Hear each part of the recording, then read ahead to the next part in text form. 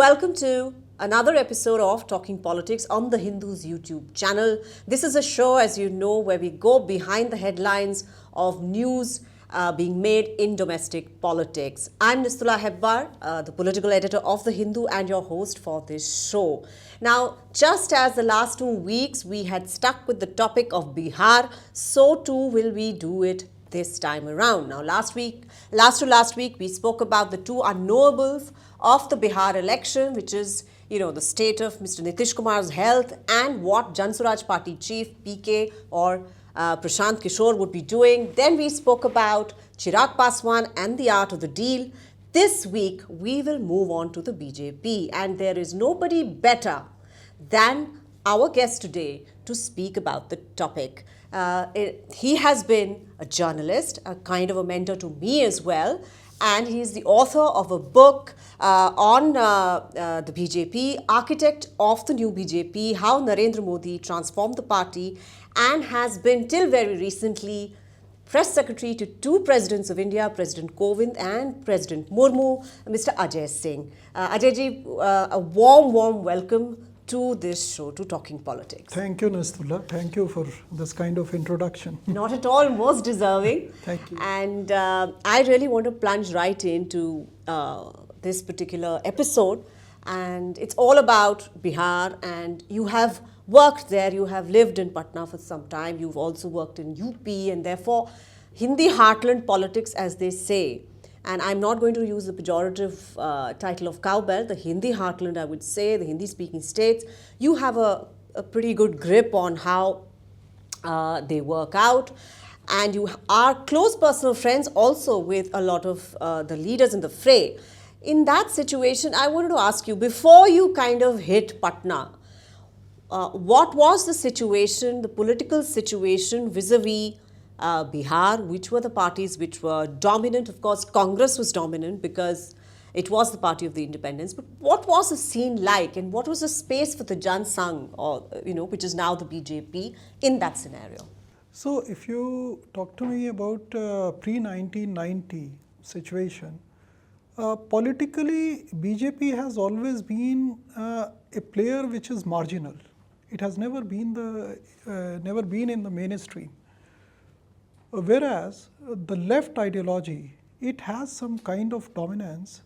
If you could recall, in 1967, I believe, that Naxalbari movement, so it came to West Bengal, at the same time it came to Bihar. So, and then CPI has very strong base over there. Begusarai and all those areas were. It's called the Leningrad of Bihar. Bihar. Yeah. So left has that kind of heft which BJP didn't have. Socialist movement certainly was very powerful in Bihar. So in pre-1990, BJP was on the sidelines.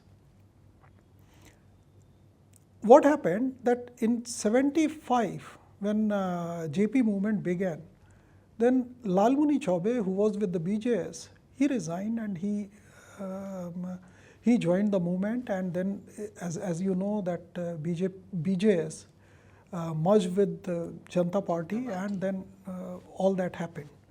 So in Karpuri Thakur's regime, Lalmuni Chaube was inducted. So those were the background. But when I went to Bihar in 1991, Jagannath Mishra was LOP. And Lalu Yadav was CM. Okay. Jagannath Mishra, Congress. Yeah, Jagannath Mishra was in the Congress. And where was BJP? Largely Jharkhand? BJP was largely confined to Jharkhand and some parts of Buxar and North Bihar. So, this North Bihar has a history of communal violence. I mean, even during the time of independence. So there were some pockets which had BJP influence, BJS influence or RSS influence, but otherwise it was on the sideline. So when I went there, I have seen Sushil Modi and all those leaders. They were traveling on a scooter, and they were very hard-working people. So BJP rose because of them. I mean, most of those leaders. Now you know that they were big leaders, but they started their career like an ordinary BJP activist. So I have seen all that. And then 1991 emergence of Lalu Yadav. So that was very powerful leader. Lalu himself was very powerful and he was adored by masses. Then in 91, this Advani's Yatra was stopped at Samastipur, and 91 Advani came there. And then there was a difference between Nitish and Lalu.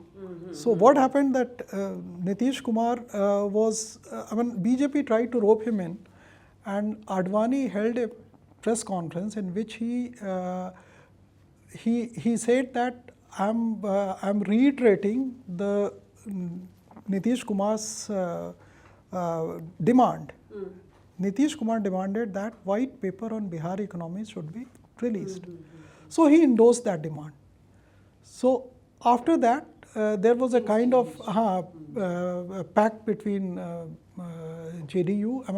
It was not then Samta Party and BJP, although it didn't materialize till 95. In 95 election, if you could recall, Samta Party joined CPI-ML and in fact, Advani ji told me once, because I was writing an article for a book called The Lives of Muslims in India. And in that context, I was talking to him about something, and he spoke to me and he told me that there was a national executive or a national council of the BJP in Bombay. And they invited George Fernandez. George Fernandez was ill, he was in hospital. And Advani ji went to see him and he said, why don't you all come and sit on the dais with us for the National Council? And they said, no, Nitish will go. I'm ill, but Nitish will sit. That was the beginning. It was a big public sort of announcement of this kind of a big alliance, and it's been going on for a long time with certain, of course, deviations along the way. But when you recall all these years, Ajay ji, there is always this debate about the emergency and Jansangh/BJP, which is that the Jansangh strain of politics, which is right-wing politics, as you said, did not have that much of a sense of purchase in the early, this immediate post-independence era, but that the emergency mainstreamed it because it became socialist adjacent. It got subsumed in the larger anti-Congress politics. Do you agree with that, or do you find more agreement with, say, somebody like Abhishek Chaudhary, who said that no, RSS and BJP, Jansangh had always been involved in one public people's movement or the other, and at some point of time they would have mainstreamed. They would definitely have opposed the emergency and therefore would have. What do you make of this debate? I would say that RSS and BJP gained traction, BJS rather, that gained traction during their mass experimentation with the JP movement. So before that, if you could recall, then BJS didn't have that kind of experience in mass struggle. What about this cow slaughter movement? Cow slaughter movement didn't take that kind of, it didn't take off. As because and those leaders were different. So it was not. Till the Ayodhya movement came, BJP's experimentation with the mass struggle that began with JP's movement. So they gained certain kind of experience with the mass movement. So there is no doubt that mainstreaming happened then only. So I entirely agree with that BJP's mainstreaming in Bihar happened during that period. But having said that, I would say that BJP, though it was a marginal player, but it still has some kind of influence in certain pockets, at least in South Bihar. That is now called Jharkhand. So South Bihar, they have traction not because of BJ's own work. It was because of RSS influence over there. On the trade unions and things? It was trade union as well as tribals. Okay. So Varvasi yeah. So that was very important factor. So we should not, because when 1991 when I went there, so I found that most of the BJP MLAs, they came from Jharkhand. They were not from North Bihar. So Mr. Yashwant Sinha was party president, I think, at some point in time. He's from Hazaribagh. Yeah, he was from Hazaribagh. So although he was not a tribal, but BJP has substantial influence not only among tribals but non-tribals as well. The Dikkus. Dikkus. I mean, although Dikkus is not the right word nowadays. Yeah, nowadays it's pejorative, so we can't. Like cowbelt. So you're saying that you do agree that emergency and being socialist adjacent kind of eased the entry of the Jansangh into larger... You know what happens, that if you live in ideological isolation, then you will not gain experience. So what BJP did was, BJP expanded its area of influence by co-opting so many streams. I mean, they tried to experiment with so many mass struggles that they co-opted some of it. So, and it's a right course. So BJP gained experience because of that. And breadth. And breadth also. Yeah, you're right. But BJP's core of, and the RSS core of Hindutva, you know, in UP everybody says, okay, Hindutva works, you know, it can work largely on its own also. They managed to form a government on their own pretty early in the Ram Janmabhoomi movement, etc. But you yourself had once told me that there is a saying in Bihar that Karunasha ke paar, Karunasha river, uske paar Hindutva ruk jata hai. Why is that so? Why is it only social justice and not so much Hindutva in Bihar? In fact, what happened that in 1991, Kalyan Singh became the chief minister. But BJP did not gain that kind of foothold in Bihar. So there was a saying that Hindutva will stop at Karunasha river. Across Karunasha river, it is not Hindutva. And Lalu was very strong force then.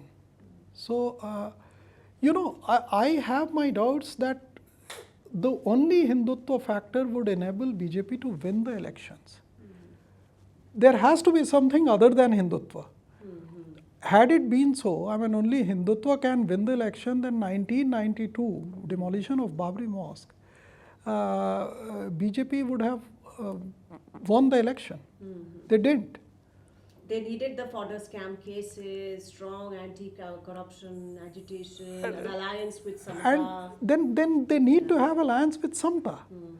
And still, if you see that, I mean, despite BJP's spread all over the country, but Bihar is still a kind of, you will not call it as a BJP bastion. No.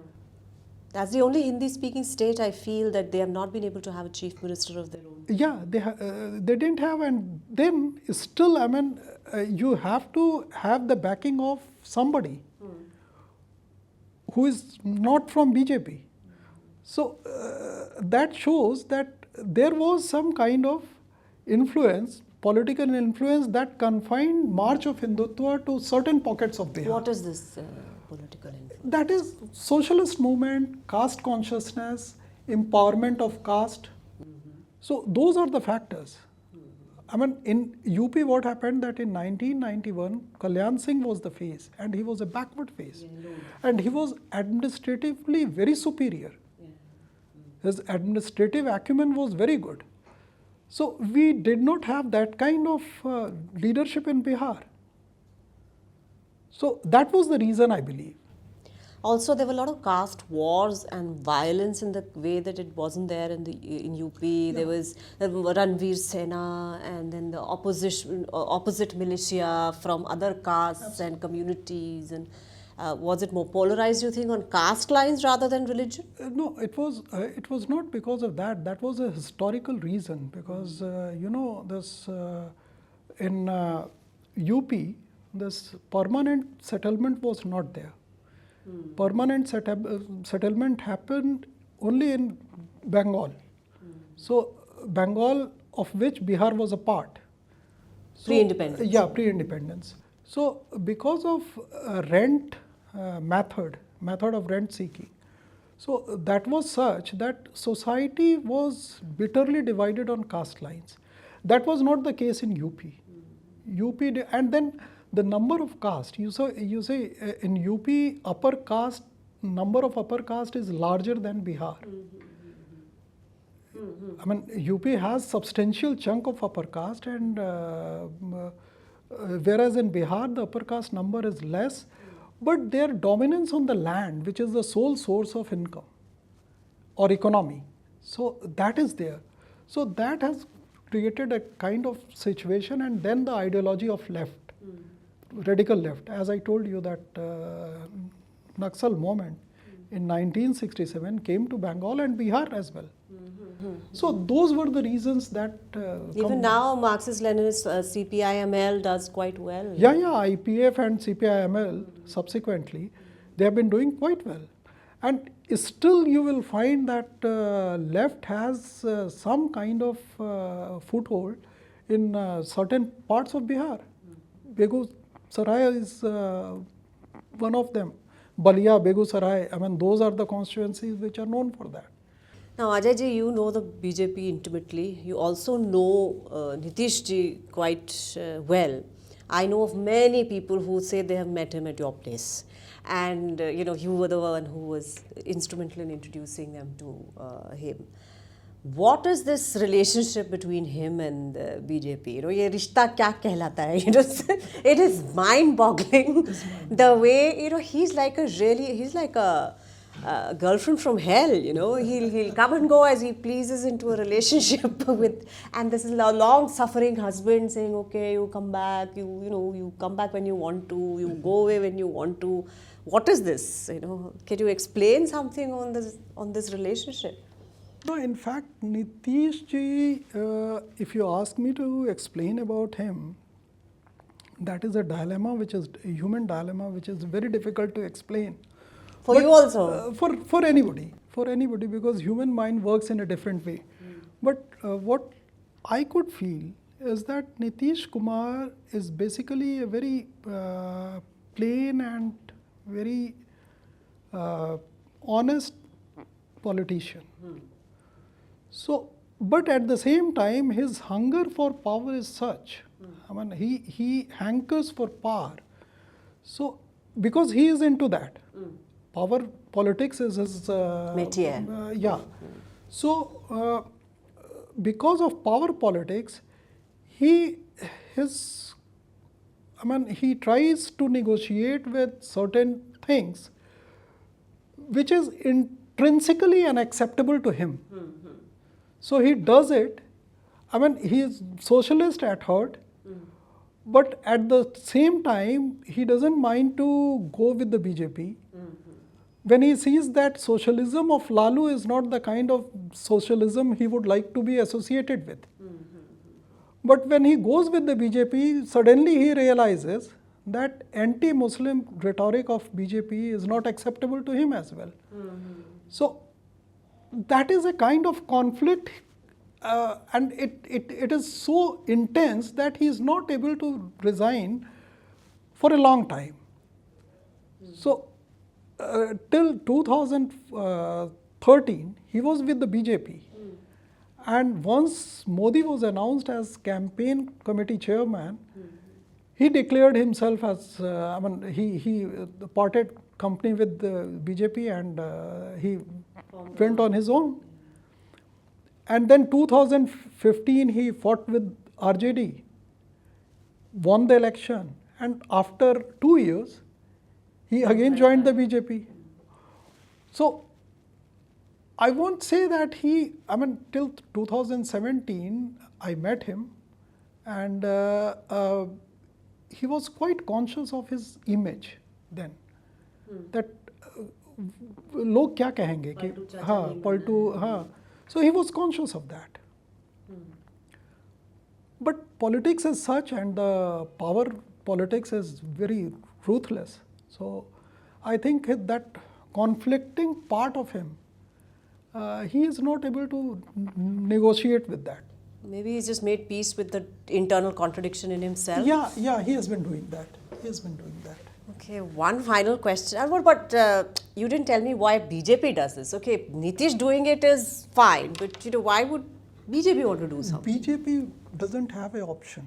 I mean, had they been in a position, last time what happened that although he won perhaps how many seats? 43 seats. So there was a time when BJP could have said that no, we will have our own chief minister, and It was 74 or something. yeah, and I know for a fact that even Nitish Kumar offered that. That no, I don't want to be chief minister because you have. But everybody knew the moment BJP appoints its chief minister, Nitish would not be there. So that 43 makes delicate balance. So BJP, it's not that BJP wants to have him as the chief minister. I mean, it's if given a chance, if BJP has its own majority, then why should they have him as chief minister? Right. So since BJP needed Nitish Kumar, needed a kind of non-Yadav OBC vote bank, and which is very essential for them. So that was the reason why he is aligned with BJP, and at times he leaves BJP. And that's why they also keep taking him back. Yeah, there is no, and as compared to others, there is no other politician, because if you look at, I mean, now Nitish ji is known for different reason, but I mean, because there is a kind of,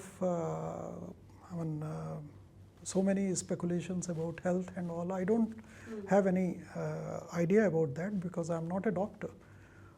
But if you look at 2005 to 10, his performance was stellar.